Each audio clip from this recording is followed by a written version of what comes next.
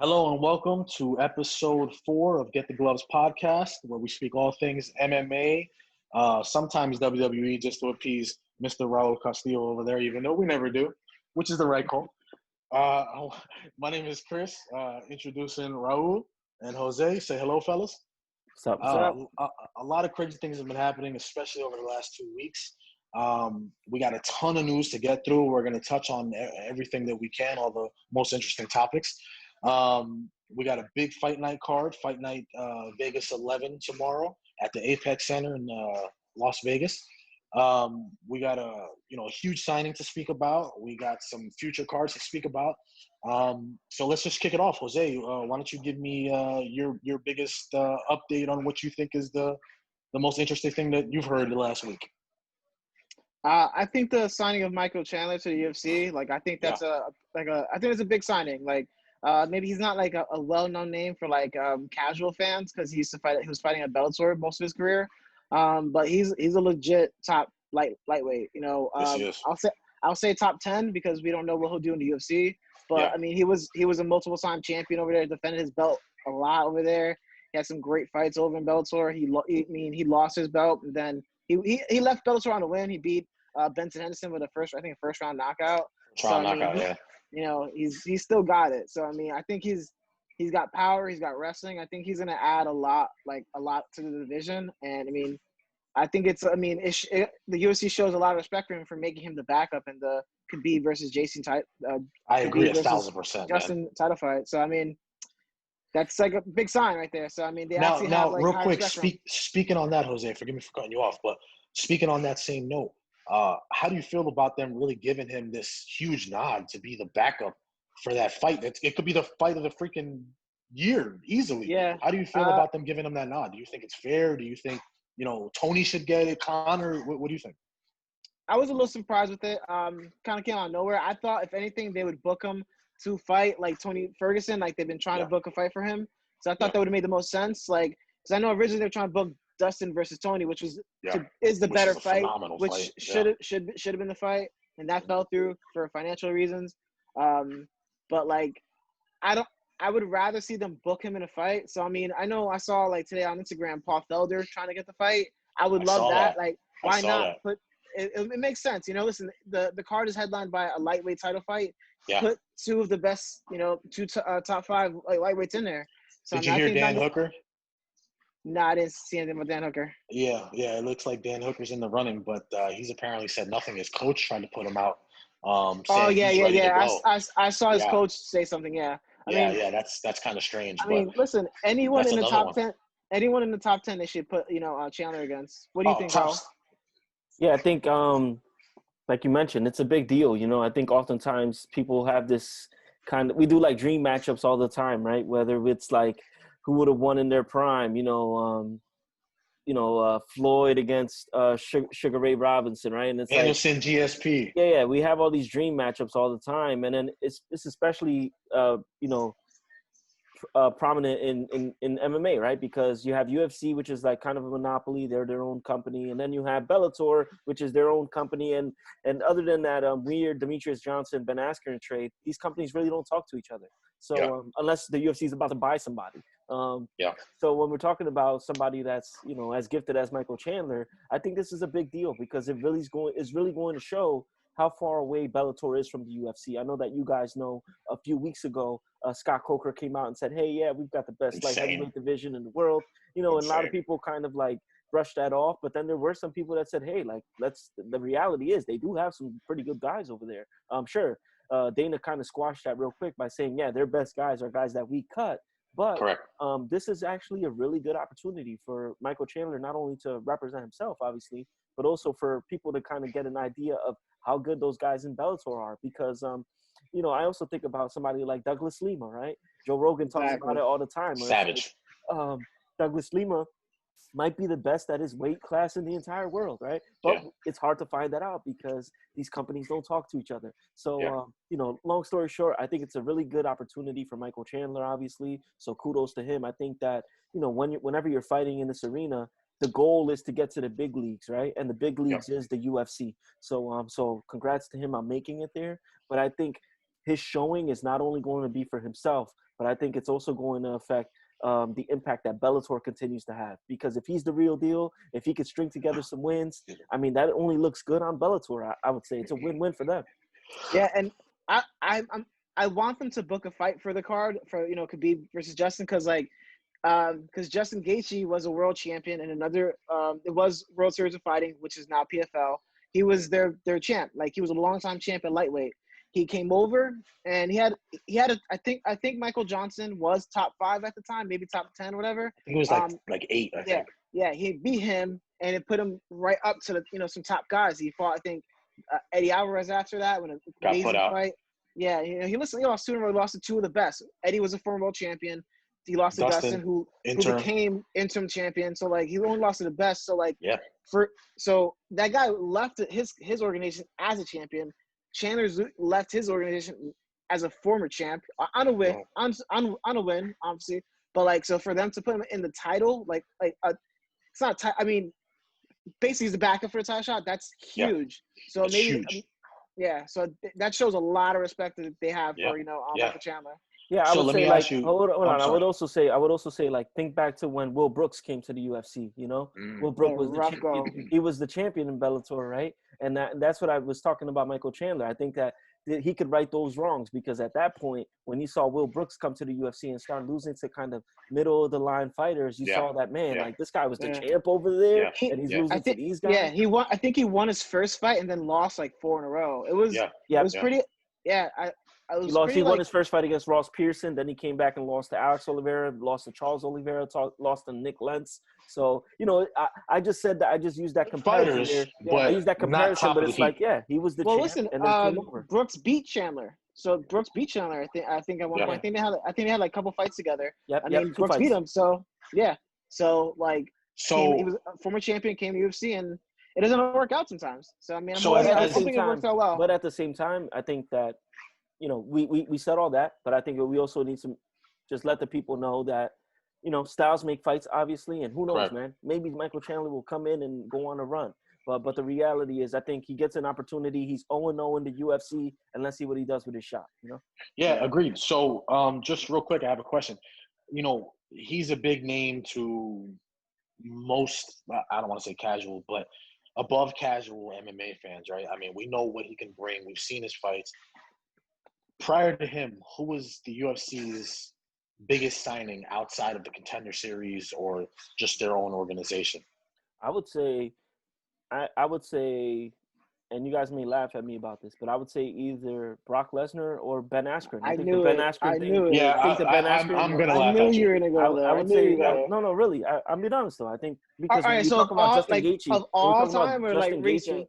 No, but listen, when we talk about Justin Gaethje, right, he had a rough go, and it's not like it was a huge signing at the time, for example, I think. But it was. I think it was, though. When he came in undefeated, and he was a very touted prospect in the UFC's eyes. No, but I wouldn't compare it to Brock or somebody like Ben Askren. You know what I mean? Like, literally, if you would have listened to the Rogan podcast, or you would listen to somebody like Brendan Schaub, you would have thought that Ben Askren was like the second coming of God.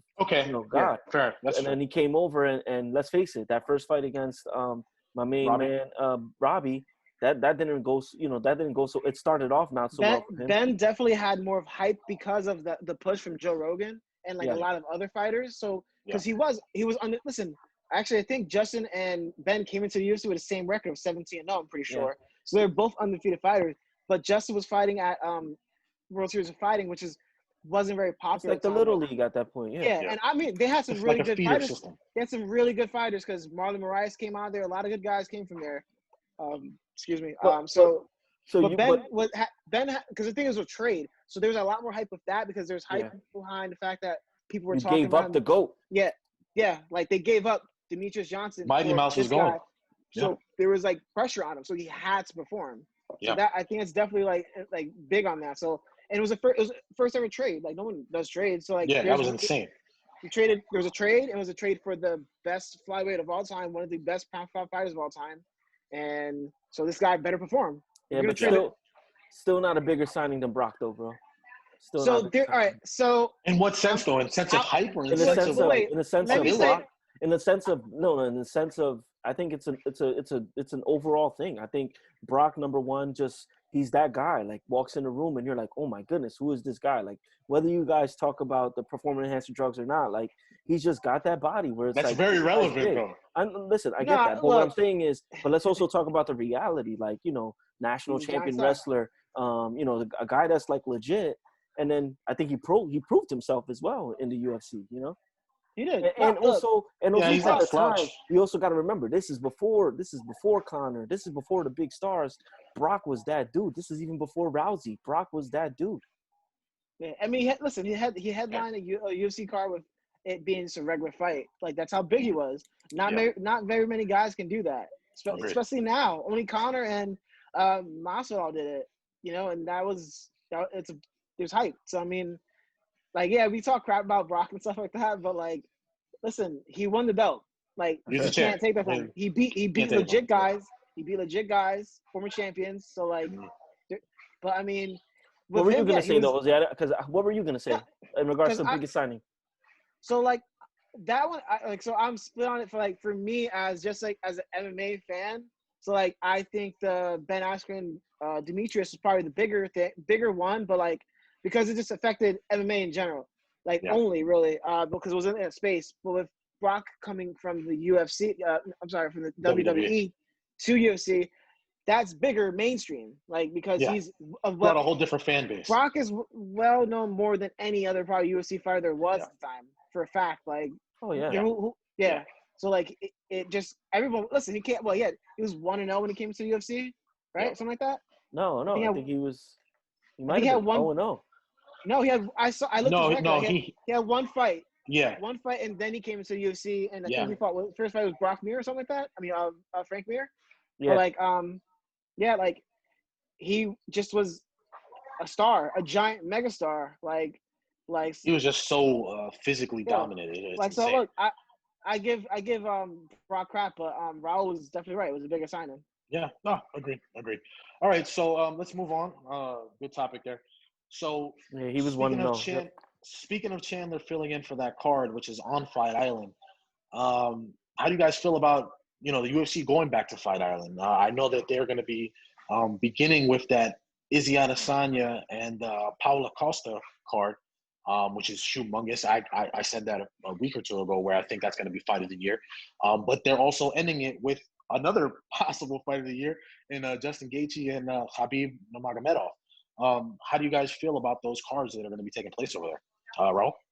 Yeah, I think it's good. I think that to be honest, I think it's coming at the right time. I don't know. It's a fun time in UFC MMA, isn't it? Yeah, but I don't know if it's been highlighted a lot. But I think the UFC has struggled.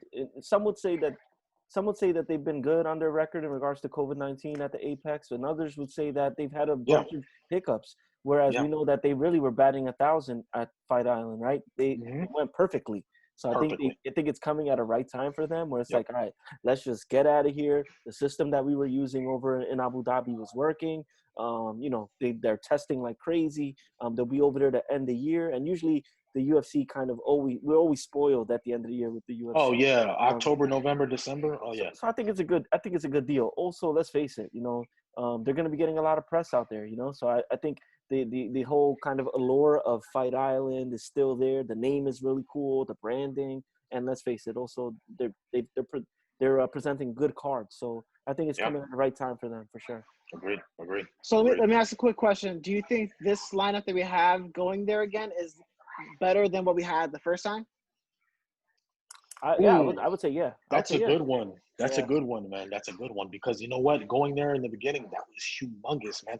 Not only did you have the whole spectacle of first unveiling of what Fight Island was, where it was, how it's going to look.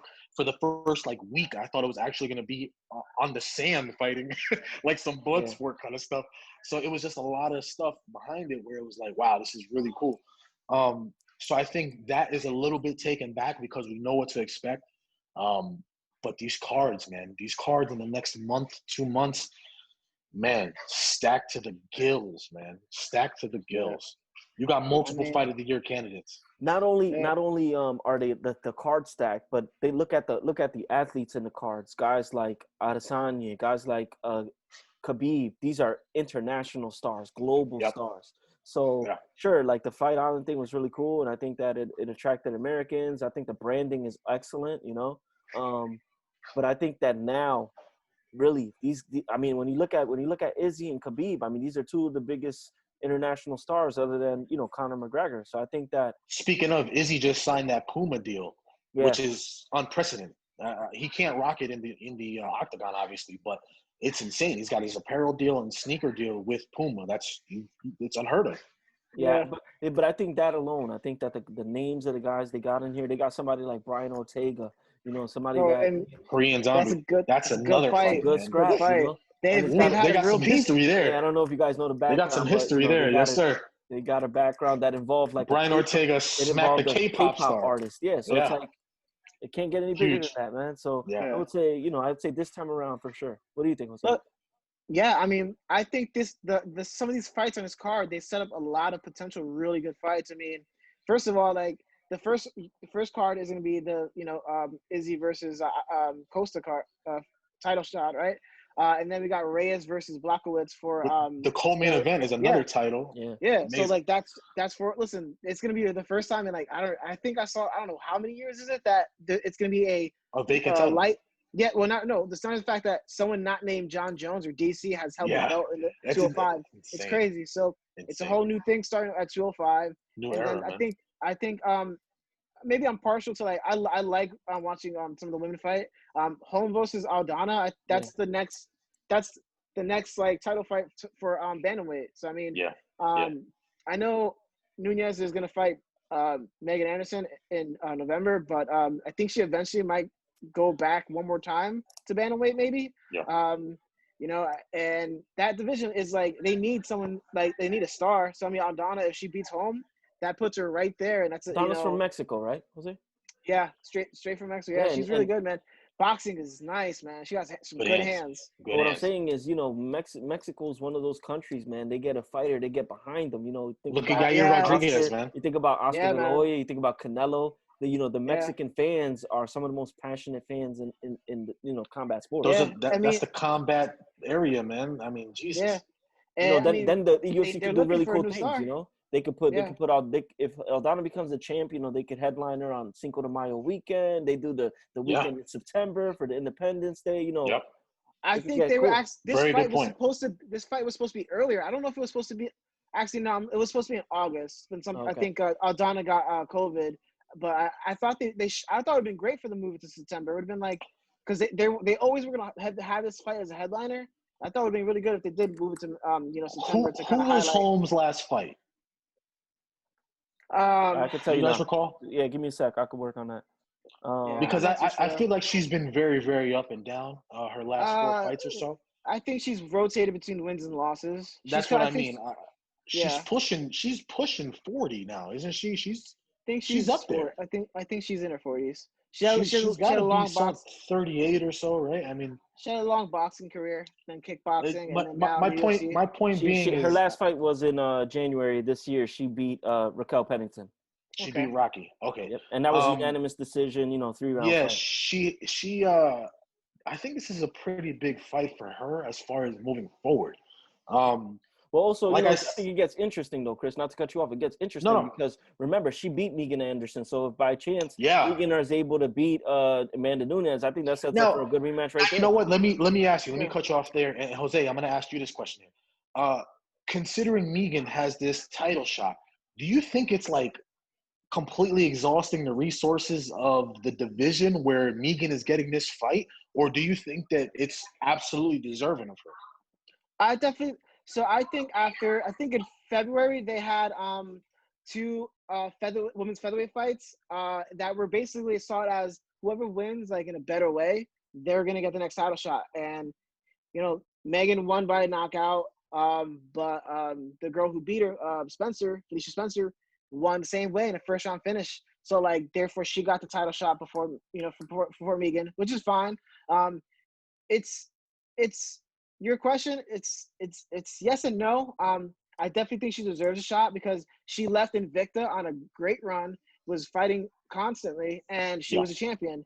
And then she came to UFC. They don't have any featherweights. So I mean, I think the problem is that they need to build a division. And I know I'm holding out hope that the UFC maybe does like I know they're bringing back Tough. Do a Tough, just women featherweights. Do something. You need to build a Yeah, division. I agree. They had A thousand percent. they had someone on the Contender Series this past weekend. I think her name was Danielle. I forgot her last name, but she won her fight. She looked good. She probably needs some work. She was 0-0. She's a former professional boxing champion who was hoping to make the Olympic team, but they didn't have the her weight division go to the Olympics in 2016, so she missed out on that. So she's been booked 16 times to like get almost booked 16 times, and she couldn't get any fights. All the girls Wow, were really?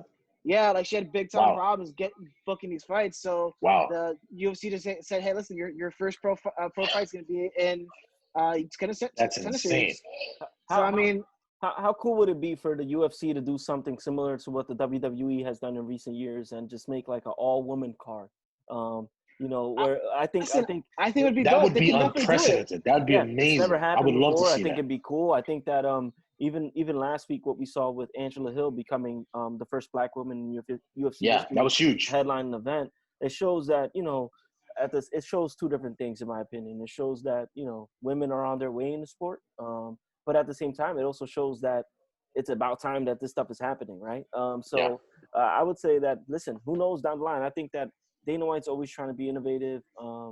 And similar to what Vince McMahon was doing a few years ago when they decided to make an all-woman pay-per-view, and they decided to do an all-female Royal Rumble.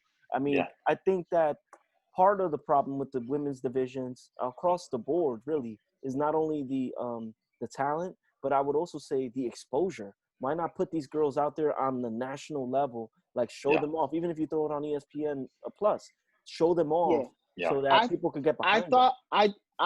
There was a time where I think that could have been done really well. I personally don't think I think Paige needs work. Like when she was in the UFC, I think that like her name was big for a time. She could have done something like they could have done all the women title fights. Rose headline on a card, Amanda, Valentina, JJ. they could have done all these they had all these title fights they could have done. Yeah. Easily. Even if they just do it like the first, I think they should, if they ever did that, it would start slow. Do 5-round fight night or a 5-round pay-per-view of just all like just women fights. I think there'd be I think it would surprise people. I think the Agreed. women are super talented. I think the women's strawweight division, everyone is super technical. They're amazing. It's probably the best women's division. And then the best fighter is in the best woman fighter of all time is clearly Amanda Nunes. I mean, Agreed. she's 100%. the GOAT. So there's some real talented women out there, and I hope to see a card like that someday. Like I definitely. That'd be amazing, man. Super innovative. Man, I just gave Dana White $1 million idea, man. And also, it's important. You heard it here first.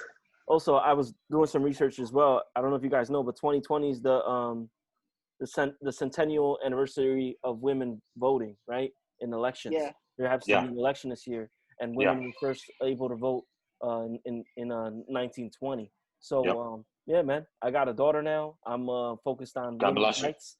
But I think that would be a really cool idea. All jokes aside, I think this would be a cool idea to get some exposure for the girls. To give. Let me ask this question. Give Amanda some competition, man. She needs opportunity. Let me ask this question. See, but you need to bring her competition in order for her to have some, because she's just she's smooth putting everybody out, man. Well, she cleared out one division at 135, and then now she just needs some bodies at 145. But let me ask this question. Do you think if everything in the world was like normal now, do you think maybe that the UFC would have tried to book a women's lineup card with what's going on? You know what? I don't know that would necessarily be priority. Now, to say that you wouldn't have on the main card. I'm saying what if everything was, if the world was normal, no COVID, no nothing, like things were just going back to normal. Okay, all right, just flat out, no, I don't. Now, really? What I could see is like 3 out of the 6 main card fights being women, sure, but a whole card, no, I don't. And that's no knock on the women at all, because like you, Jose, and like Raul, I'm sure believes as well, I think more times than not, those are the most entertaining fights, man. Yeah. They're all lionesses. They're just unbelievable fighters, man. they come out with almost this chip on their shoulder, and they're so technical. It's not just a lucky shot landing and that's it. No, it's very technical. It's very sound. It's very fun to watch, in my opinion. Like I'm sure you believe, guys. But flat, easy answer? No, absolutely not. It doesn't matter if it was COVID-19 or not. I don't think so. I think from a marketing standpoint, I mean, I think it'd be incredible. I really mean that, man. Like, I would too. obviously with COVID-19 and the shutdown going on, the quarantine, the UFC, I would say definitely has they've leveled up. I would say during the quarantine, whereas there's the four major sports, especially in North America. UFC's getting up there because they've been able to capitalize off of the attention that's brought in by the COVID-19 pandemic and no sports going on, right? Think Well, back to yeah, those they opened cards. up first, right? So Yeah, they got a lot of eyes on them. Think back to those cards where that's all everyone was watching, right? But I think it would have been a great idea for them to do something like that. But would this have been priority? No, in my opinion, no. I don't think. And even now, I don't. I just said that to say it. I don't think it's something that the UFC is thinking about at the moment. Now, let me ask you. It could have Go ahead, happened.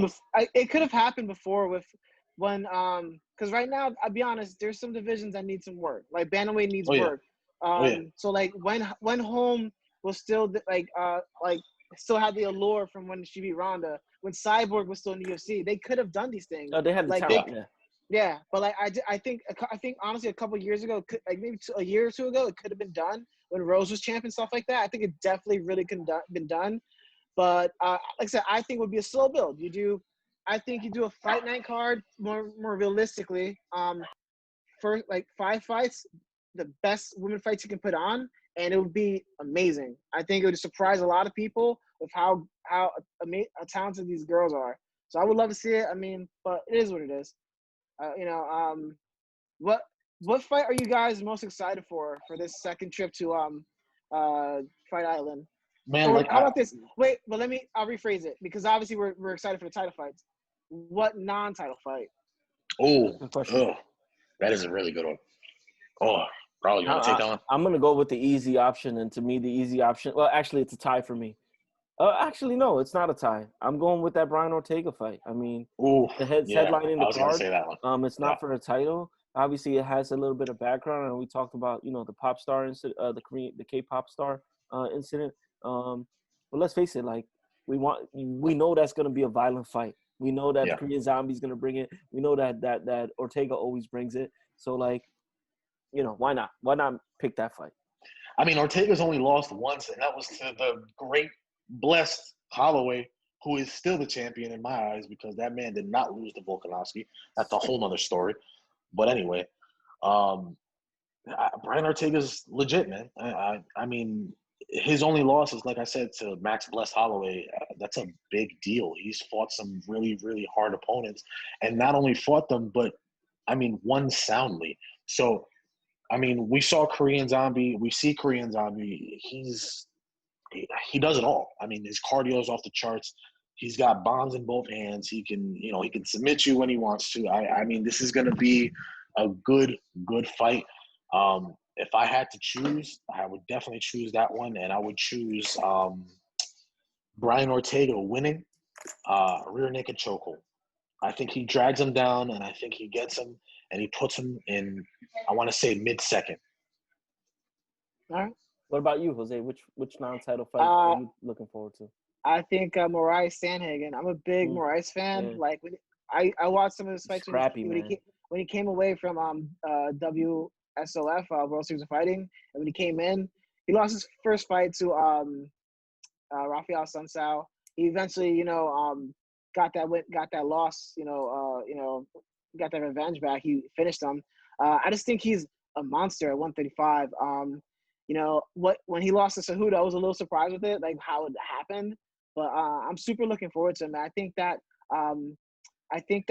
this is a real big fight for the bantamweight division. I think honestly, whoever wins this is probably gonna get the next title shot after they eventually book Aljo versus Jan.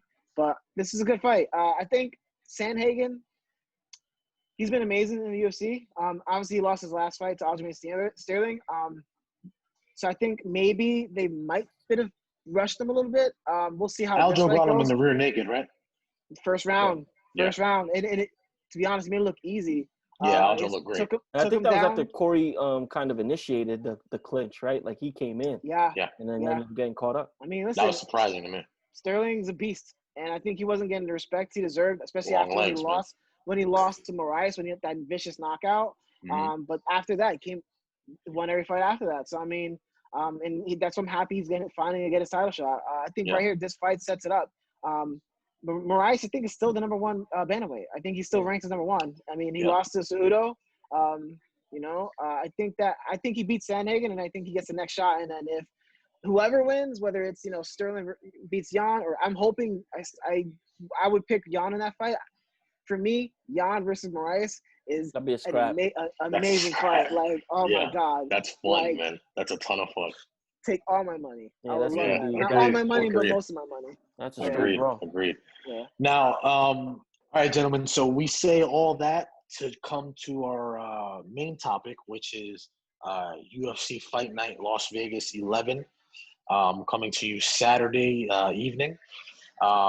Stacked card top to bottom. I mean, the main card has, I want to say, 4 or 5 fights that could headline a fight night on its own. So we got some really fun fights coming our way. Jose, why don't you kick us off, man? Give us your thoughts.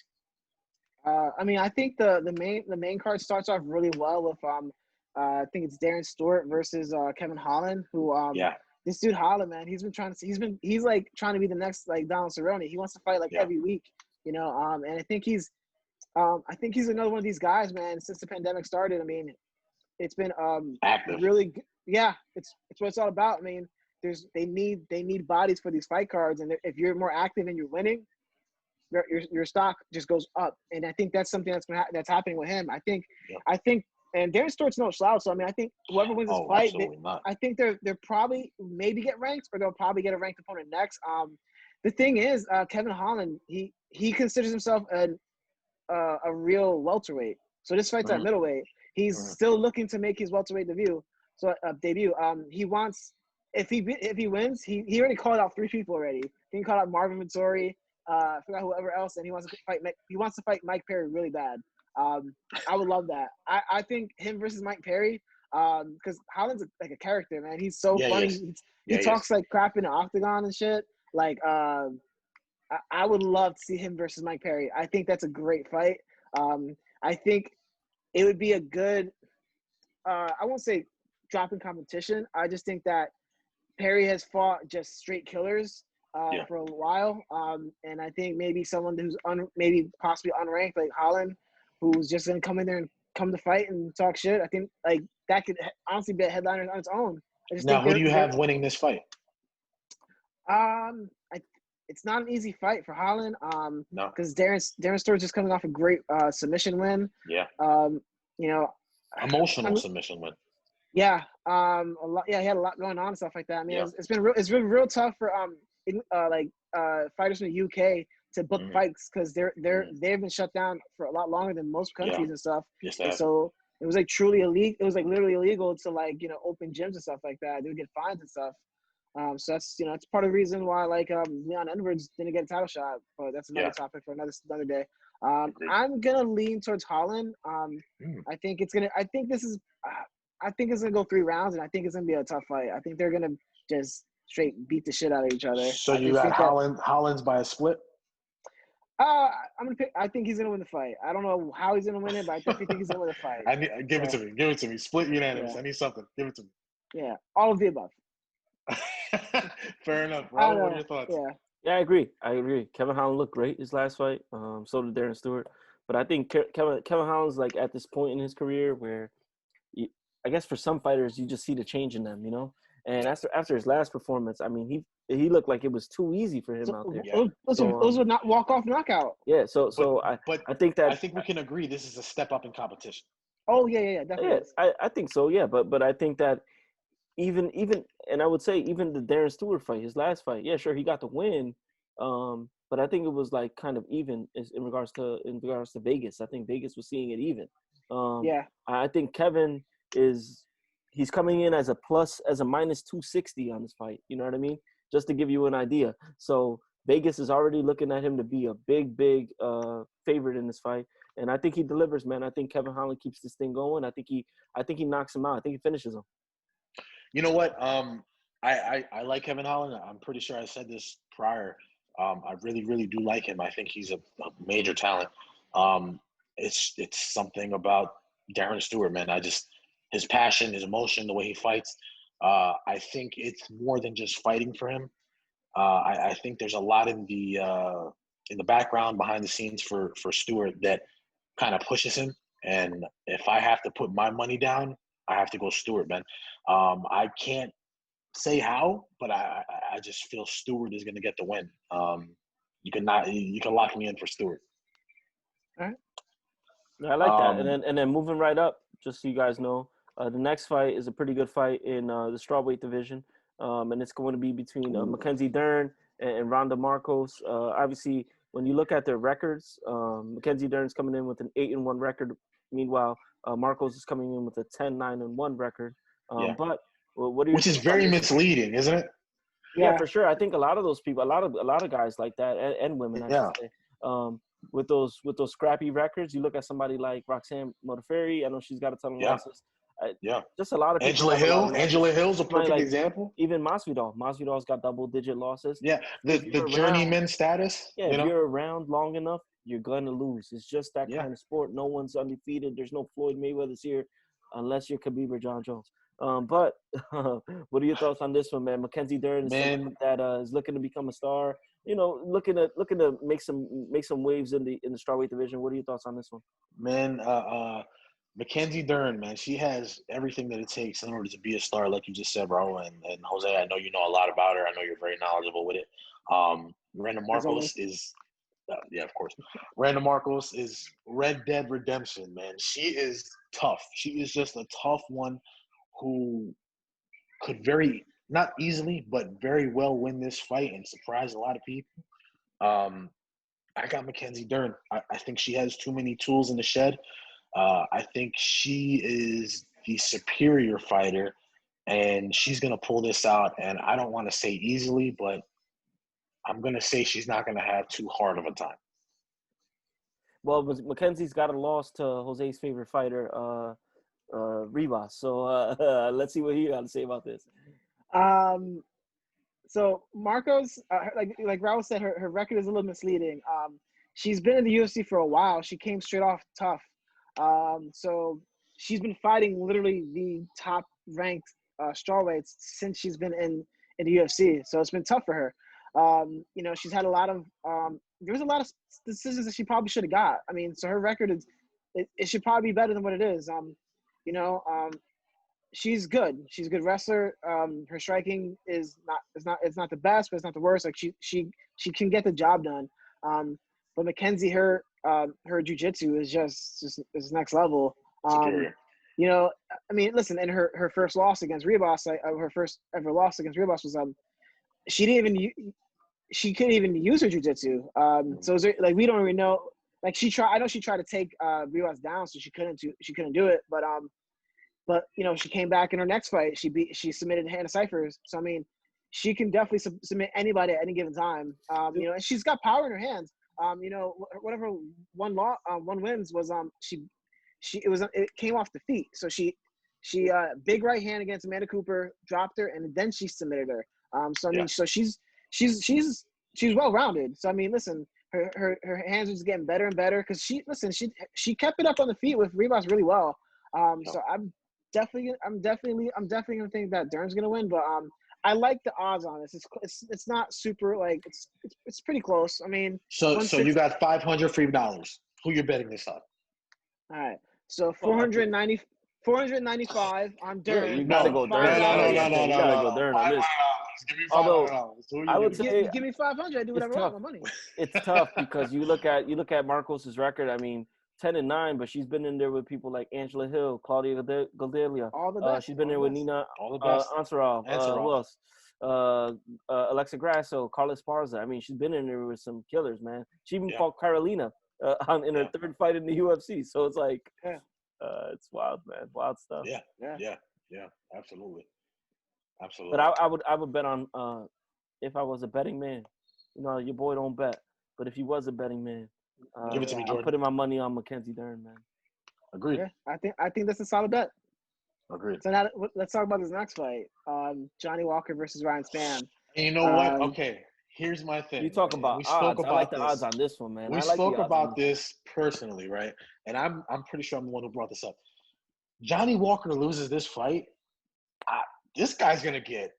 You got to cut him, baby. I think you got to, dude. His last two losses were just brutal. I mean, there was so much hype train around him that at one point he was the next up and coming to take Bones' crown. Now, I don't know about cutting him. Cutting him might be a little too rough. I take no. if he gets knocked out in this fight, I mean, come on, you got 3 knockouts in a row. I think, No, I think well, if he loses, didn't get knocked out. He didn't get knocked out his last fight. Oh, he He didn't? lost. He got knocked out by Anderson. Then I think he got beat by. I think his name is. It wasn't Misha Serkinov. I thought he got knocked out his last 2. No, he got beat by Krylov. It was a decision, and it was a bad loss. Like, listen, he got. Okay. It was a wash. It was just he just got out wrestled. He couldn't and that do was anything. in the prelims too, right? That one was in the prelims as well. Yeah. Listen, So he man. made his way back up to the main card at least. Yeah, but I mean, would this say, is a fight night, so it's a little different. I don't think he was a prelim on the. Yeah, he was. He was the prelim on the UFC Fight Night Lee against Oliveira. Oh yeah. Oh, That was actually that was the first. No, he was on the fight- main card. He was on the main card, but you get First fight of COVID season. So Yeah. What's it called? I wouldn't say cut him, right? I think Well, that's a little before too it got harsh. crazy. But I Right. would say if he takes this loss, no more main card for him. Yeah. Put him down the prelims because even so, even in three in a row, I think that he's one of those guys. And mind you, when you really think about guys that got too much too fast, you look at like somebody like Francis Ngannou. Not everybody's like that. He was able to bounce back, right? Johnny Walker's one of those guys that, like you mentioned, Jose, few fights ago, people wanted him to fight John Jones. He was like the front runner for that. Took a few L's, and now this year maybe make it or break it for him. Yeah, I think it definitely is make it or break it for him. And Ryan Spann's on a run, dude. Ryan Spann's no joke, bro. This is not no slush. This is a real fighter. I think with Ryan, I think when he gets, I think he should be ranked in the probably top 10 with like heavyweight. I just think with him, he's a slow starter, which could be very bad if fighting Walker. So I think the odds are pretty good with this. If you really think about it, because how Walker normally kind of comes out, he's wild. He's wild. Yeah. There's a lot of different stuff. Yeah. He has a lot of power in his hands and his in his kicks. Very athletic. Very athletic. Very athletic. Yeah. So going back to 2017, just so you guys know, this is counting his LFA fights. Ryan Spann's on an 8-fight winning streak coming into tomorrow night. Wow. Into Saturday night. Wow. Momentum is is something to be scared of, man. It's two things. He starts off slow and he doesn't. He's a quiet guy. So like he'll knock you out. He's not gonna say anything. Won't say anything after. So I think that's which is the total opposite of Johnny Walker. My man will do a split. He'll do the book. Listen, hold on. Before we continue, did you guys see the weigh-ins by chance? No, I didn't catch it. No. What was my man Johnny Walker wearing, bro? He had on some high water Daisy Duke cut off pants on. Oh man. I don't know who his stylist is, but they need to be fired and burned. That was terrible. Did he come out dancing to WAP or something? No, it was a TikTok dance, bro. Surprisingly enough, he came out very, very conservative for Johnny Walker. He's saving that tomorrow. I'd put money to come out does a WAP dance. I swear, I'd put money on that. Listen, if I'm putting money down, though, let's be honest. If I'm putting money down, I think Johnny Walker he has all the tools to be the next up and coming. He just has everything, right? Now, if he's able to put that together, he's going to be super dangerous. Now, he said that he's very zoned in. This camp is a good camp for him. And, in his past, he's been jumping from camp to camp, which has not been ideal for him. And now he's with a camp where he believes he can, succeed. If that's the case. I think he's a TriStar, right? Yeah, he's a TriStar now. He's with TriStar. Now, which is obviously a renowned gym. I have to put my money on Johnny Walker on the potential of what could be. And I'm betting on Johnny tomorrow, man. Yeah, I will go. I will go Johnny Walker too, man. There's something about when someone's back is against the wall, man. That's when you really see the dog in them. And I know Yeah. Johnny has that dog in him. Unfortunately, the last couple fights he's gotten caught. But he's got that dog in him. I think that he also understands the urgency of this fight, and I think he makes it happen tomorrow. Yeah. Yeah, I think so too. And I So also I think it's a think, big deal if he makes it happen, by the way. If he makes it happen, it's a big deal because there's going to be a lot of Yeah. eyeballs. We're going to talk about that in a little bit, Oh but yeah. there's going to be a lot of eyeballs on this card. Oh yeah. this Oh is yeah. this is this is probably one of the best cards of the year. Oh, Listen, easily. you if one of these guys was a champion, Woodley. If this card was when Woodley was champion, this is a pay-per-view. This is Yeah, a guaranteed pay-per-view that would do really well. yeah. Easily. I'm gonna go Walker too. Uh, I think Unanimous Walker, huh? just like I said, I already said it a bunch of times. I think if Span comes out really slow, it's not going to be good. Yeah. It's not going to be good for him. So, Yeah. he's a good fighter, and the odds are close for a reason, as they should be. Walker's on a bit of a skid. Ryan's a really good fighter. So, I mean, I'm going to go with Walker, just because I have faith in what he's been saying. I definitely think that, he says he's found the right camp. He's No with games. the right people. He said that I think the last fight he probably took a little too new into his first time being at TriStar. So hopefully this does, he's got the time. He's took some time off. Hopefully he comes back strong. And, listen, I would love to see some flashy kind of knockout, but I just want to see him win. Good fight. I See a would good like fight. to see a flashy knockout too, but I don't want to see the dancing around. He can't afford any of that. Bro, He can't Bro, do any of can't that. He afford doesn't none of deserve that, to do man. any of that. He He hasn't earned that. Look, maybe part of the reason why he lost his last fight, because maybe the part of the reason why he lost that fight to Corey was he had a long way off because he hurt his shoulder off the last knockout he had. He did the Booker T. He did the worm. He did the worm. No, he hurt it on the he worm. did the Scotty Too Hottie. He came down and he hurt his shoulder because he's giant dude. I think he's big, long arms, long legs. Yeah. So all right, so we're all in agreement. Johnny Walker with W. Yep. He's explosive because he has everything it takes. Now, all right, let's move on to the next fight of the evening, which is Kazmat versus Gerald. Kazmat, he's got a lot of hype around him. He's got another fight booked after this, which is insane to fight Damian Maia. There's, I don't want to say a lot of implications behind this fight, but as far as personally goes for Kazmat, there's a lot of implications for him. He wins this fight, he gets such a huge name in Damian Maia, who's so respected. He's known as one of the greatest BJJ practitioners in the world, period. Raul, what do you feel about this fight coming up here? Yeah, so Jose, before I even get started, Jose, can you help me out on Gerald's last name? Is Gerald Mearshart? It's Mearshart. Mearshart. Okay. So Gerald Mearshart for sure, man. I think that I think he's a live dog in this, man. I will tell you one thing that I noticed, and I noticed this when I called the Sean O'Malley fight, when I told you he was gonna lose. Arrogance. I saw something very, very similar at the last press conference where Gerald was treating Kazmat with nothing but respect. He didn't even feel disrespected that they booked his next fight. He was like, I get it, man. It's part of the game. Understood. Like, and then all of a sudden, Kazmat started talking trash to him, dude. He literally, Yeah. and then Gerald was confused, bro. Gerald was like, wait, what's it? Like, He kept interrupting him, Yeah. and it was just like, all right, dude. Kazmat, I think, is starting to get a little bit high off his own supply, So I think that Gerald is one of those guys, like we mentioned before. You look at the record and you're like, man, this guy got 13 losses. But let's face it, man, when you're around and you're a veteran guy like that, that just means that you're a little seasoned. So that being said, who knows? Like, I don't like the arrogance, honestly. But let's face it, Kazmat is in a position where he can be arrogant because he's literally demolished guys in there. So I think if Gerald catches him early, or if he's been looking at the tape and saying, all right, how do I get this guy off my crotch? I think that he'll be successful then. But if not, I think it's going to be another one of these Kazmat shows, man, where I would say. Now, Jose, just really quick, give me a prediction on this fight, and I want to ask you both a quick question.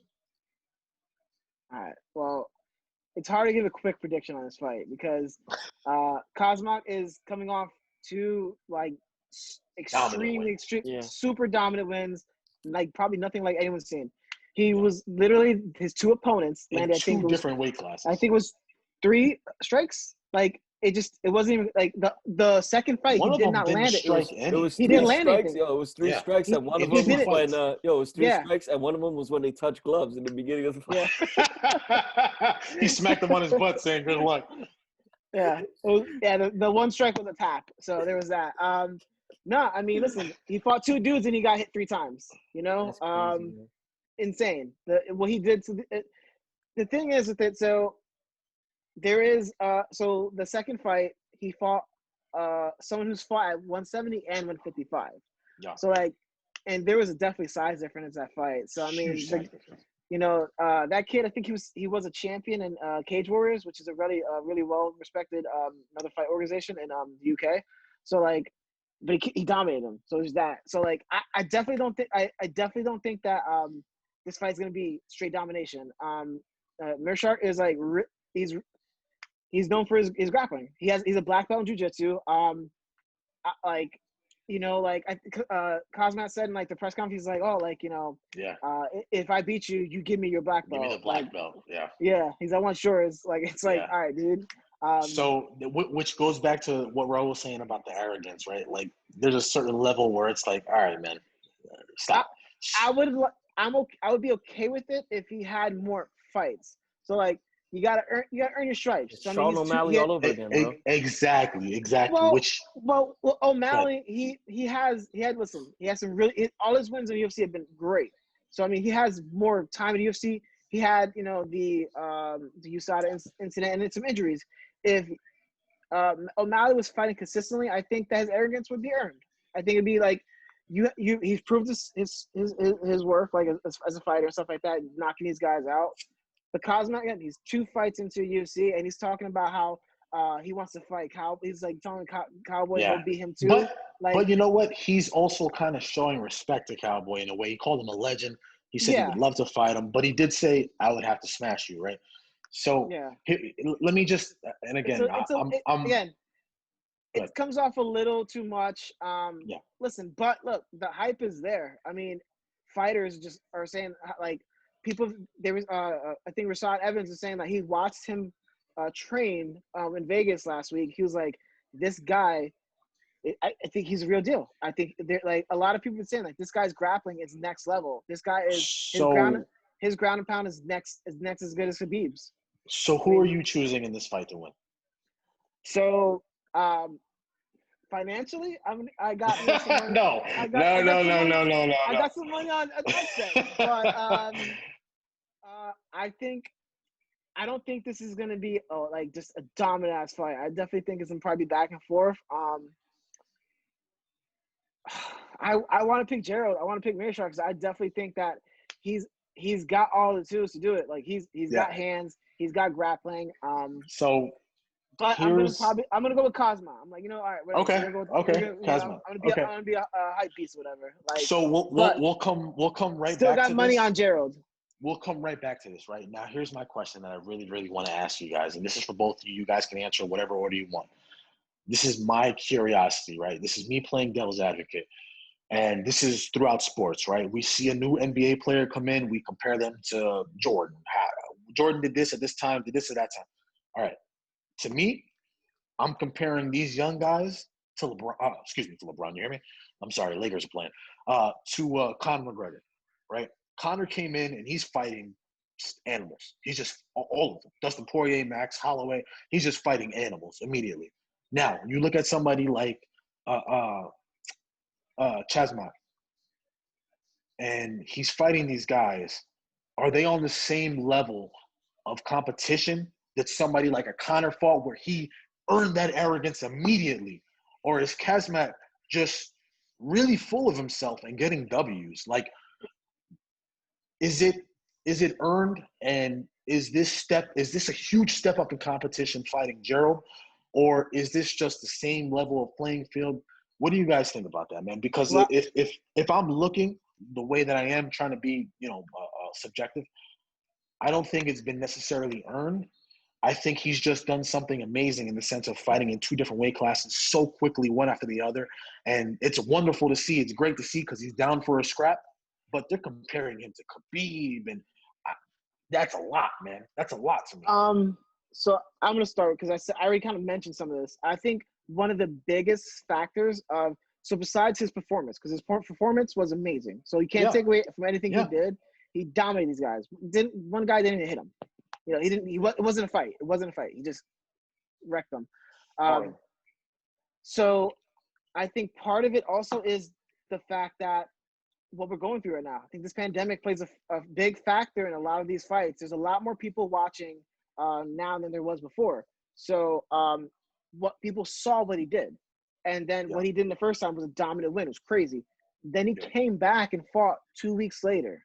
So like that's another thing that adds to it. So I think this is the perfect time for it because I think if this happened when everything was normal, all the sports are going off, everyone's doing whatever they want. I don't think this hype happens as as big as what it is now. It's his arrogance is he's got 2 fights in the UFC. Look, anyone could act however they want. I mean, you know, it's part of how things should be. I mean, people should, you know, he can say whatever he wants. But the thing is, you got to prove it. So when Conor came into the UFC, he proved it. He proved it every time. He beat everybody. And also the thing is, Conor had all of Ireland backing him, all of the UK. And he also faced adversity early and proved that he could overcome. Yeah, like so. There's that. So with Kazmat, I mean, I think I want to say he's from. I think it might be Chechnya. You know, he's got the beard, so there's that. Here we go. Okay. No, but look. So he reps Switzerland or Sweden? Yeah, Sweden. Because he trains with All Stars at you know with Gustafsson. So I mean he trains a legit camp. So he trains with a really Ilir Latifi, Jimmy Manawa, Alexander Gustafsson. I mean, and they all say that this guy is probably the best guy in the gym.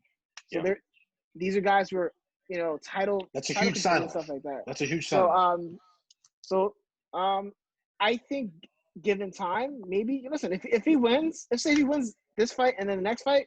All right, we got something we can work with. You know, Do you think he legitimately has a chance against a Damian Maia, who's considered legitimately the best grappler or best BJJ practitioner in the world? He's got. He does because don't forget that Damian. This is Damian's walkaway fight. Because Damian is older, or it's his last fight. It's his last fight. I think he's 43. I think he's going to be 43, 44, or something like that. This is his last fight. I actually, I'll be honest, I don't like that fight. I don't think it's I don't either. I don't think it's that's right a disrespect to do Damian Maia like that. Agreed. I mean, if he agreed to it, hey, props to him. But Damian, but you know how Damian is. He's not one to shy away from a scrap either. Damian, he's almost a company man in the sense that you tell him what to do, and he'll do it to his best ability, man. He's been putting some freaking barn burners for no reason. There's fights where he had no reason to take that he's taken. You know what I mean? So he's one of those guys. Yeah. So what do you think, man? Yeah, I think that you know, like I mentioned, I think the arrogance kind of bothers me a little bit. In regards to too soon. Agreed. Kazmat stands in his beginning of his career. I'd say it doesn't really compare to Conor. I don't think it's not even in the same league. But I think in regards to in Kazmat, what sense though? As far as competition sense or what?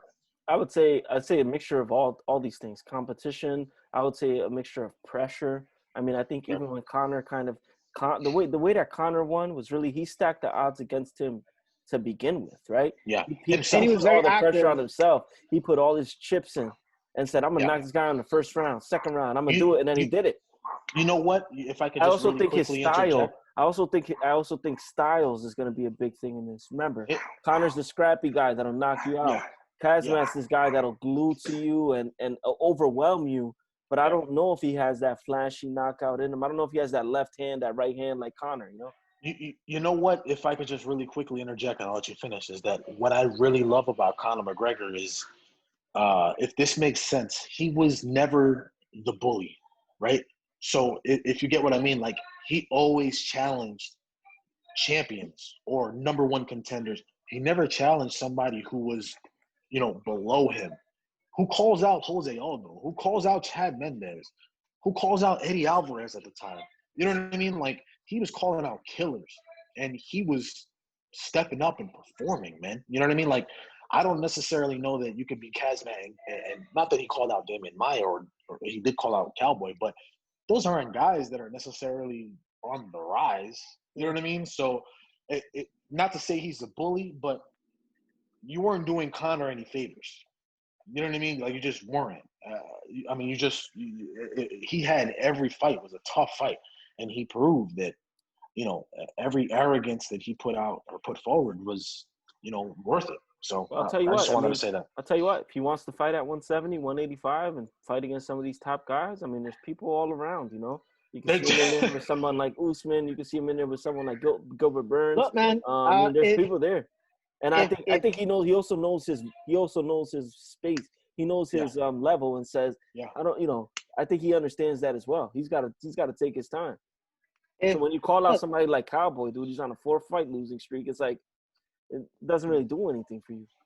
I think that call out was because he was right next to him. Yeah, of course. But it does because he's a big, big name, and he's a legend, no matter what you want to say. Of course, yeah, I get that. But I'm just saying, at the time, like right now, like you mentioned before, Conor was calling out dudes that he didn't even deserve to fight at the time. Top of the game. I mean? Like, top of the game. He didn't deserve to fight Chad Mendez at the time. He didn't deserve to fight Aldo at the time. But guess what? He put them both away, man. Yeah, he did, because that was an interim title fight.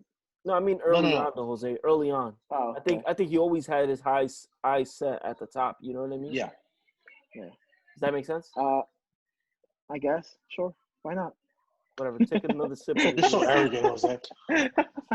Yeah. All right, Chad, man. I've been here for a long time. Okay. So we all got Kazmat winning, I'm guessing. Yeah, man. It's a safe. Yeah, I think it's a. No. But I would say, listen, if you bet, I'm going against the grain. I got Gerald. If you bet, man, throw a little bit of money on Gerald, man. He's plus 360. I can't. Might as well. Listen, I can't bet North Carolina. I got Gerald. Like they say in England, bro. Throw a tenner on him, bro. Throw a tenner on Gerald, bro. Screw it. So you two got Kazmat, huh? Yes. Yeah, but if you check my FanDuel account, it's gonna say Gerald. all right. FanDuel account. Okay, FanDuel. Shout out to FanDuel. All right, so listen, now we're moving on to the next fight of the night, which to me is the fight of the night, with the veteran, the great Cowboy Donald Cerrone, man. And he's facing off against Nico Price. Now, Cowboy is on a 4-fight skid. He's lost 4 in a row. Now, granted, he looked, in my opinion, very good against Pettis? Showtime Pettis. A lot of people thought he won.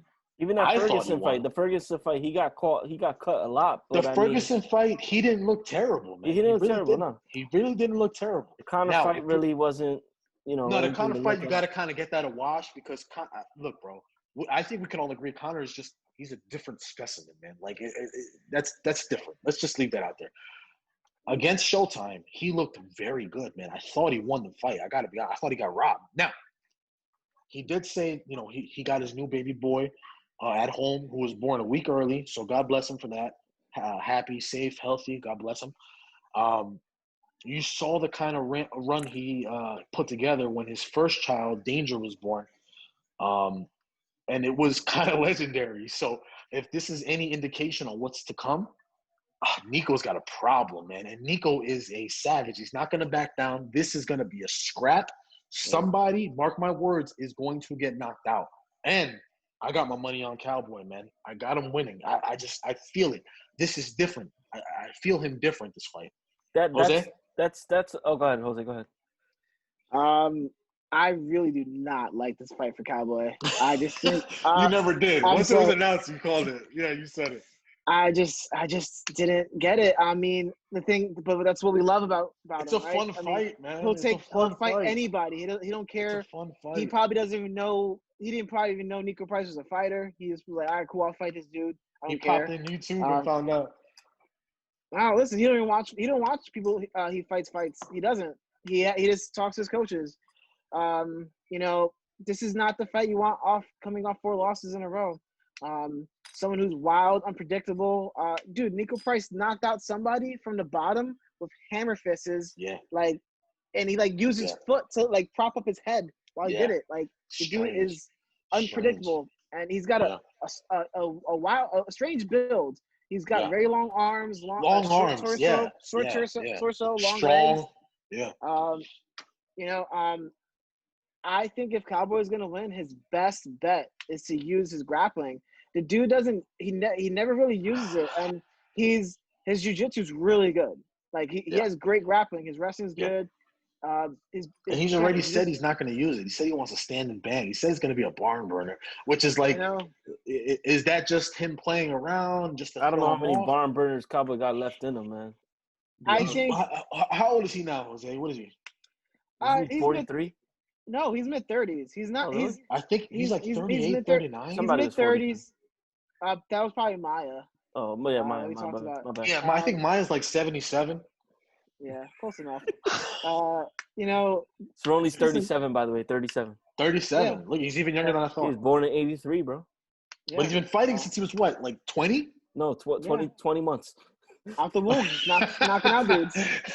He knocked out his mom, grabbed her by the labia. But I would say this. I would say Nico Price's last 6 fights have ended in a knockout, whether he knocked somebody out or he got knocked out. So, you know, he's one of those guys that's going to give it his all. He's going to scrap, win or lose, and he loves to see that in octagon. But as you mentioned, Jose, I think it's a questionable choice to get Donald in there. I know that Donald is a fearless guy, but I think we're going to have to start this conversation, guys, on when the time is, you know. I think very well Saturday night, if this loss does not go well, I could see Donald taking the gloves off, man, one last time. Now, so let me ask you a question, Raul. So I saw the interview with Cowboy stating that he wasn't going to be pushed out of the UFC, and this definitely wasn't his last fight, win or lose. He said he's fighting this fight for him, not for his legacy, not for anything else except for him. He said this is the best camp he's had in a while. He's got the spark again. He's got more fun in this camp than ever. Now, with him being, 38 years old, whatnot, if he loses, realistically, I mean, does Dana White look at him and say, hey, listen, man, it's time to hang up these gloves? And if so, I think we all know Cowboy to be Cowboy. He's not going to oblige, right? So what happens then? Do they actually release him? I mean, what's next? Because, look, say what you want, wins and loss, he's still a draw, man. He's still a draw. He's Cowboy Cerrone. He's got records on top of records. So what happens? No, I think he takes a loss here. This is definitely his last co-main event. I would say that for sure. Like, that's number one. In regards to do I see him leaving and continuing his career in another organization? I don't see that, honestly. Do I see Dana publicly commenting on this? Yeah, I would say so. I think that Donald's somebody that's carried the torch for the UFC for some time. Obviously, his records speak for themselves about how many times he's made the walk. One thing that I kind of am a little bit upset about is that a Cowboy hasn't, for one reason or another, obviously he's super active, but he never made that transition to commentating, man. I think he would have been a great voice behind the desk, man. He brings like a good personality to him. He's got that style where he's just something about him. So I wish he would have made that transition.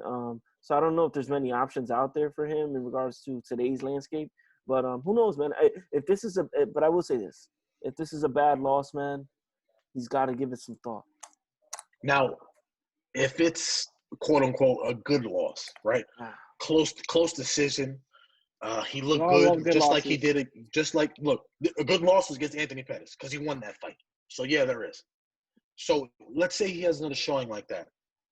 I mean, what happens? But the problem with me is, like, we're literally grasping at straws. We're saying, like, oh, snap. Remember last time he had a baby? Like, he went on off on a run. You never know. He got a baby now. He might do the same. No. Oh, he's got a beard. He shaved his head. Like, it's not how it really works, especially when we're talking about a sport that has evolved multiple times over since Cowboy came to play, right? Like, let's face it. He's had to transform himself multiple times, and he may just be at the end of the road. We'll see what happens on Saturday night.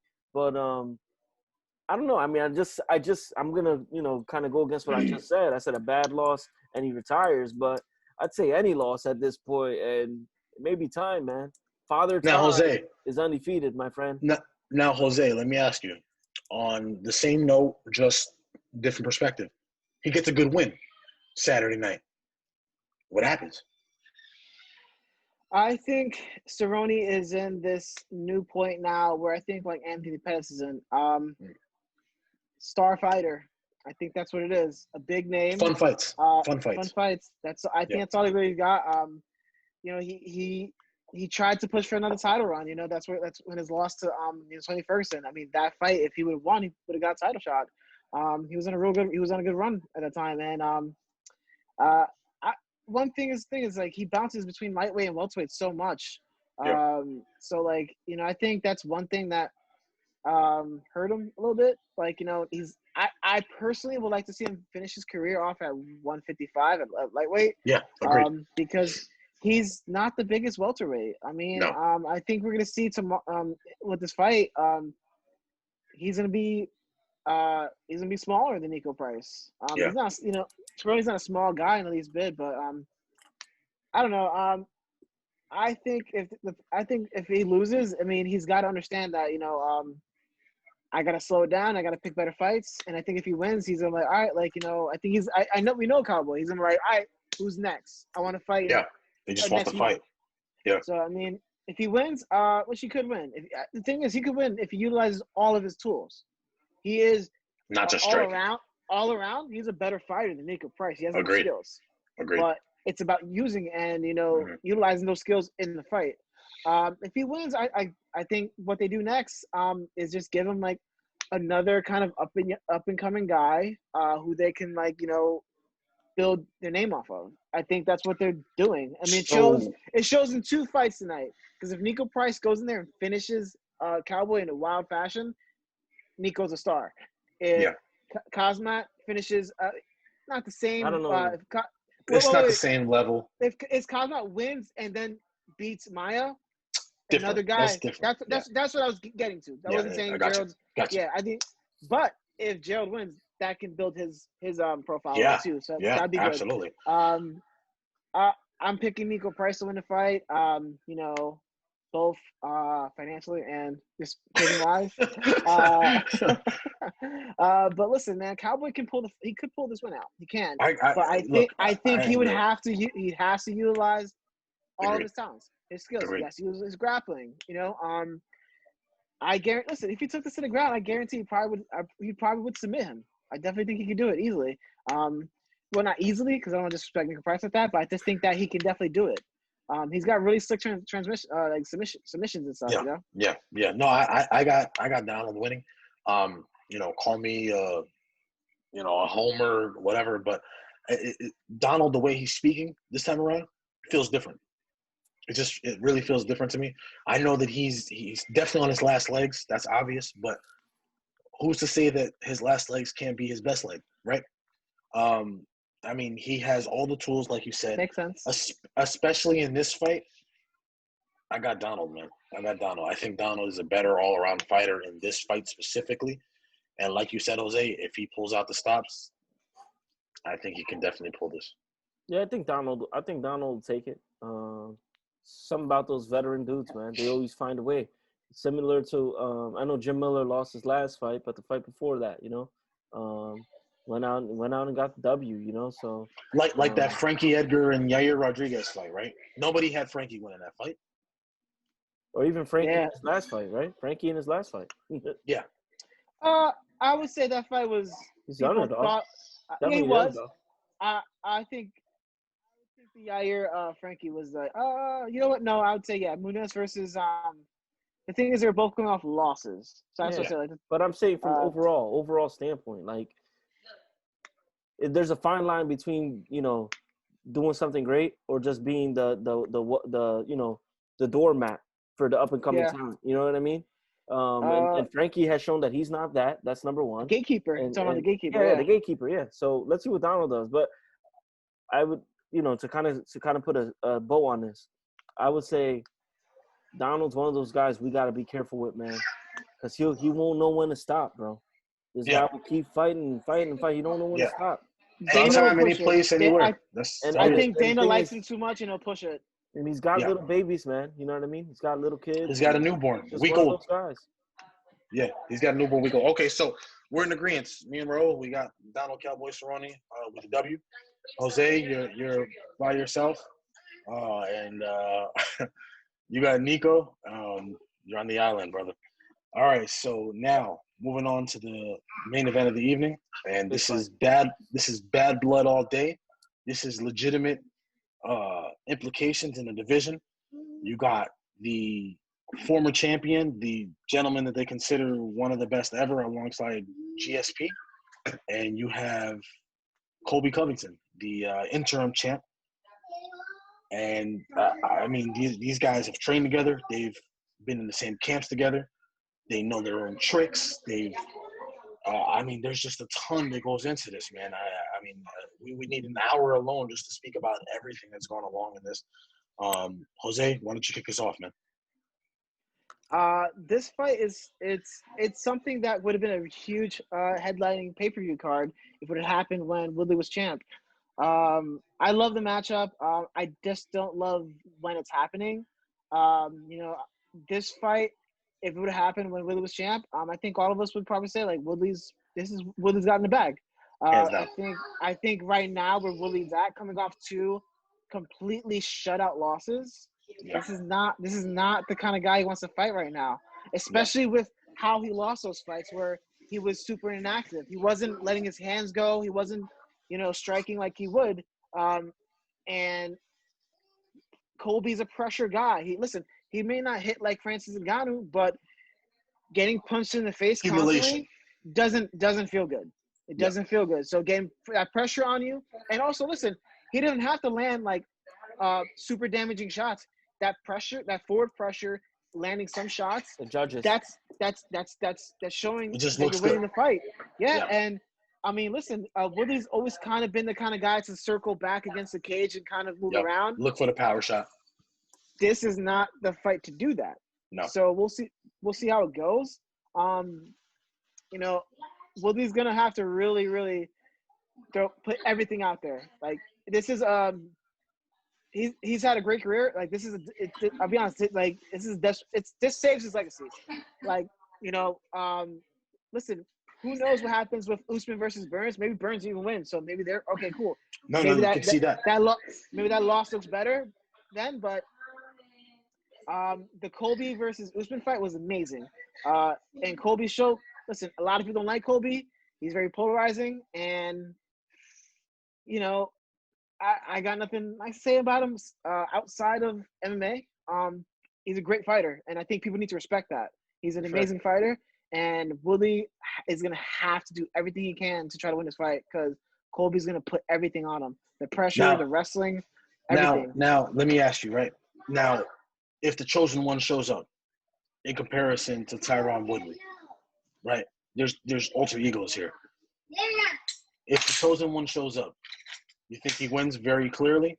And if T. Wood shows up, Tyron, the one that we last saw in the last 2 fights, personally, if we see him, I think it's a wash. If we see the chosen one, the one who put out Robbie Lawler, the one who's been dominant as a champion, the one who's been in the same breath as GSP, who's considered the greatest of all time from any weight class. I mean, what do you think? Listen, if the champion really shows up from before the Usman fight, I think he does have the skills to win. He's a super smart fighter because the way he fought Stephen Wonderboy Thompson, Thompson was beating everybody. And the first fight with Thompson was a draw, and the second fight he won. It was kind of boring, but it was very technical. It was boring to someone who just wants to see guys punch each other in the face for nonstop for 25 minutes, but you have to understand the technique there. So, you like watching guys dance around in leotards, so it's relax, Raul. This guy's not wearing a leotard right now, bro, at all. No, he's only wearing a mask. He's wearing a onesie. COVID, bro. Yeah, COVID. That's okay.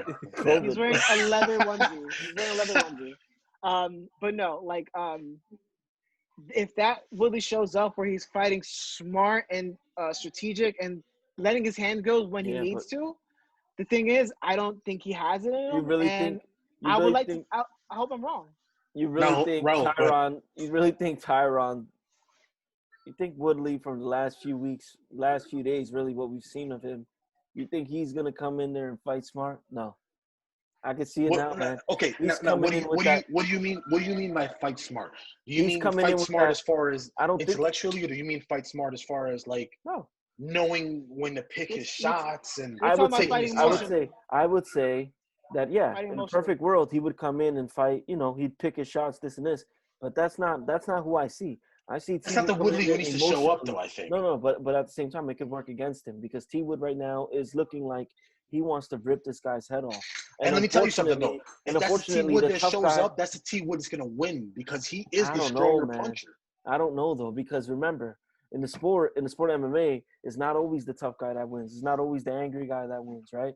No, agreed. Colby has done a great job of getting under people's skin, and then he just waits on them. He just waits on them because Colby's that's got the the funky stamina to thing. go. This time around, that hasn't been the situation. Colby has shut the hell up. Colby hasn't really said No, but anything look to at get the under T Wood's emotion that skin. T Wood's going through.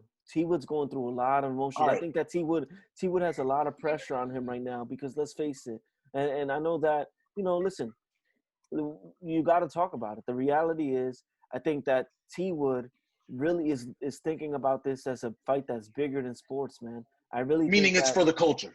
for the culture, yeah, for sure. And he'll tell you that it's not for the culture, but I think it But definitely it is. is. But it is. And when you look at this, I think that T Wood, obviously, listen, he should have the right to speak on whatever he wants to speak on. He deserves to. Same way that Kobe has the right to express himself as well. But I think that when T Wood puts himself in a position where it's like, I'm gonna knock this guy out for everyone. That's a lot of pressure, man. Okay, now, real quick, let me ask you the question, right? With that pressure, you obviously know there's one of two ways to go. Either pressure makes diamonds, or pressure makes a fool of us all.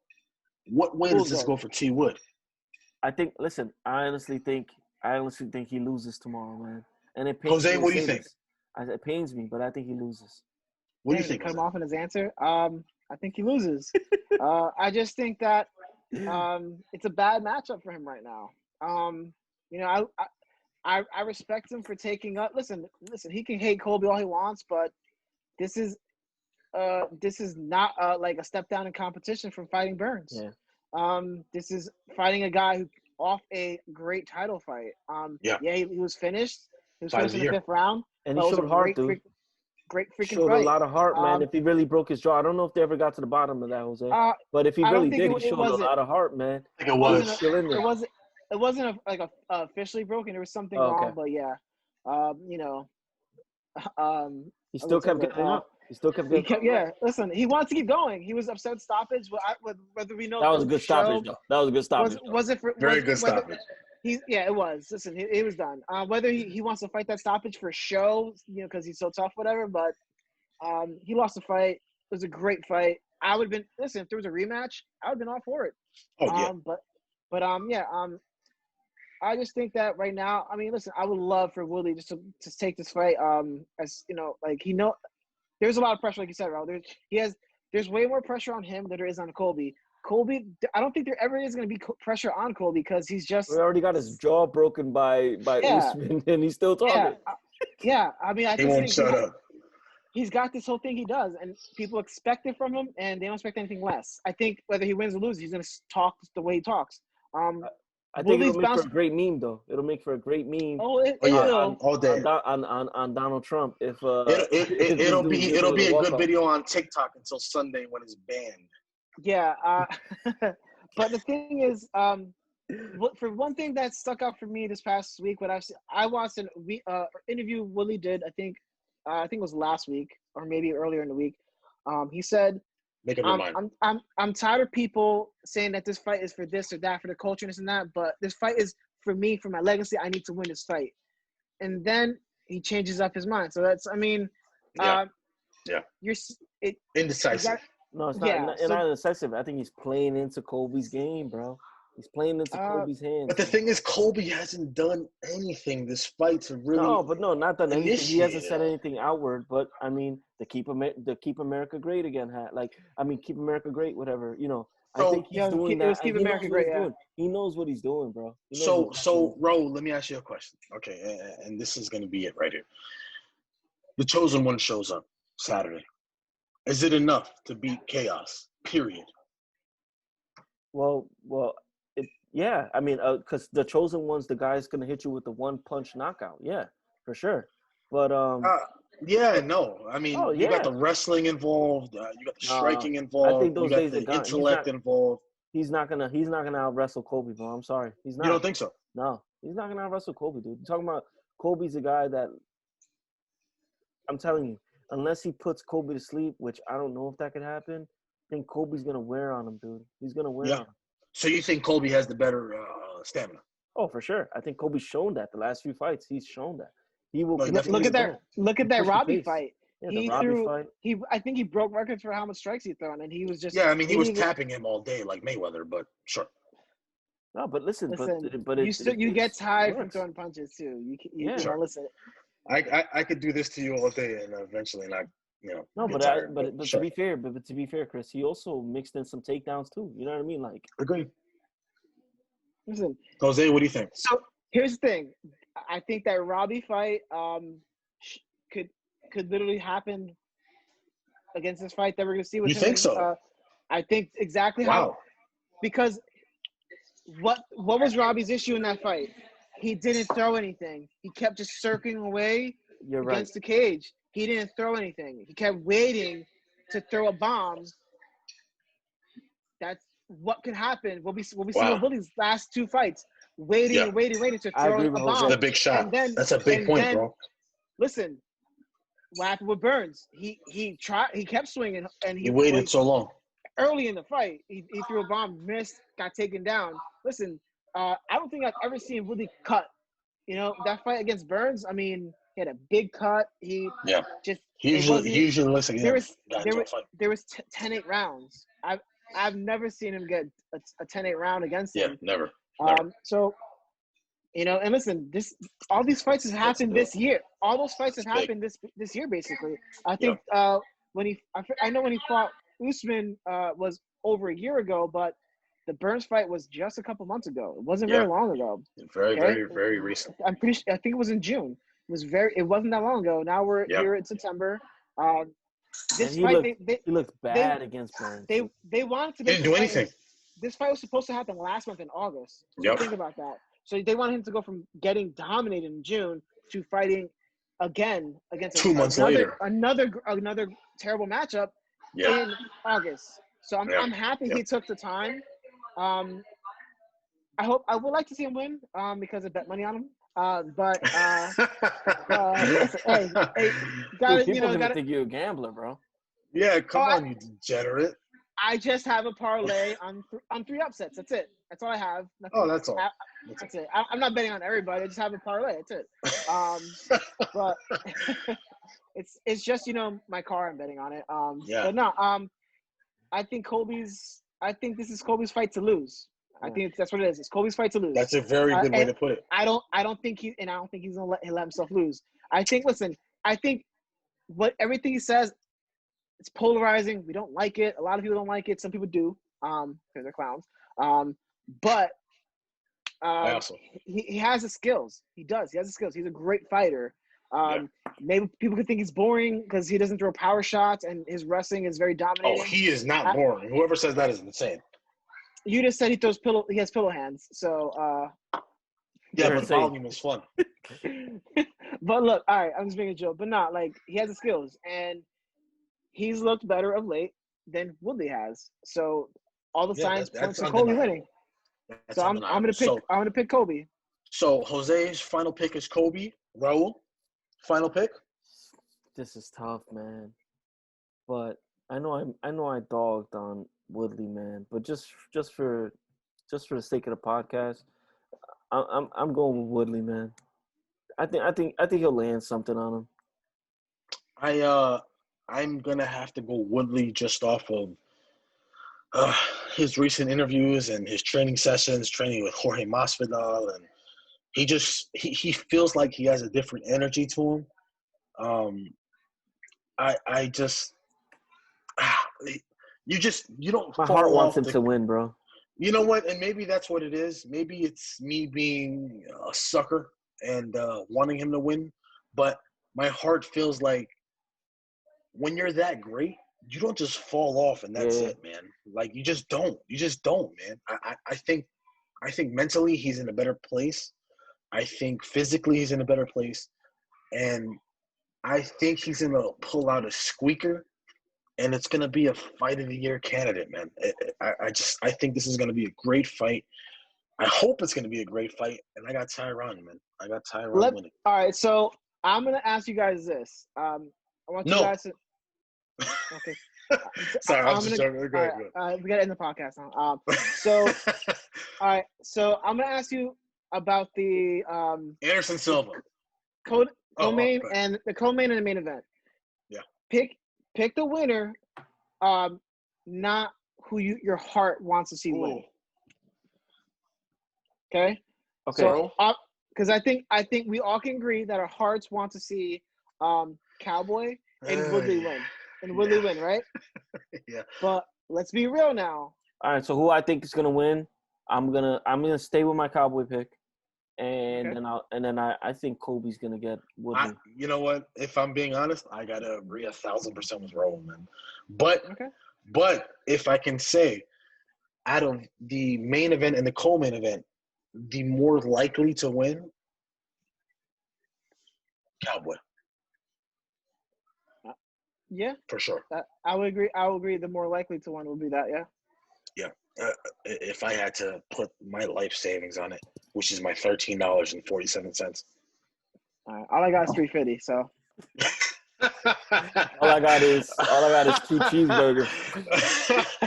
Yeah, that is amazing. That is a wonderful quote. If you guys don't get that one, then you need to stop watching our podcast. That is hilarious. Yeah. I'm sure our fans would know what that is, and they probably don't. They may not know what TikTok is. Fun. I hope you don't, because if you do, again, leave our podcast. Listen, only TikTok I'm aware of is from Kesha. I don't know who that is. Anyway, guys, this was phenomenal. I mean, we spoke about a lot of topics. Super smart. Was a ton of fun. Jose is pretty smart. I mean, the rest of us, whatever. Anyway, a lot of fun. I love doing this with you guys. Anybody who's subscribing, thank you for subscribing. This was it's so much fun, man. We enjoy this. I hope you guys get some knowledge out of this. I hope you guys get some laughs, some fun. All three of us are brothers. We grew up together 20 plus years. This is so much fun for every one of us. I can promise you that. If we could put out 5 videos a week, we would. But with work and family, kids, it's just impossible, except for Jose because he's a freaking nerd. But joking. Yeah, I don't have family. This is just so fun for us, guys, and I hope you enjoy the content. We enjoy making it. Please, if you have any suggestions of what we should put out and what you want to see, what you think we could do better or anything like that, just please shout it out, and we'll oblige. Unless it's a jerk thing to say, then F you. Anywho, guys. Yeah, I just want to say, just like to piggyback off what Chris said, this is like a passion project for us. I mean, we all love combat sports. Raul likes wrestling for whatever reason, which is not a combat sport, but listen, we love sports in general. So I mean, all we could ask for is for you guys to support us and give us any kind of critiques. Like, we'll take it. Feedback is always good. Yo, could you imagine this guy right here ground and pound and Stipe, bro? No, because he's not a real fighter. I'm pretty sure I could take him in real life. I feel like he would probably lick the back of his hand and throw. Did you see this guy right here ground and pounding Dana White, bro? I mean, he's dead. So he's gonna ground and pound, bro. Yo, I'm done. This guy's all due terrible, respect, dude. but Yo, this guy's passed terrible. away. Yo, this guy's terrible. All right. Look at that wig. Listen, man. He's got right there. Bro, he's got a toupee on. He's been passed away for like 10 years. God bless him. But I mean, stop it. Listen, man. Just like these guys said, man. Shout out to everyone that's been listening to the podcast. Now also if you've come across this video and you're personally not a fan of combat sports, man, but you know someone that is, feel free to share it with them, man. Like we mentioned, this is something that we've been working on. If you're not a fan of combat sports, what the hell is wrong with you, bro?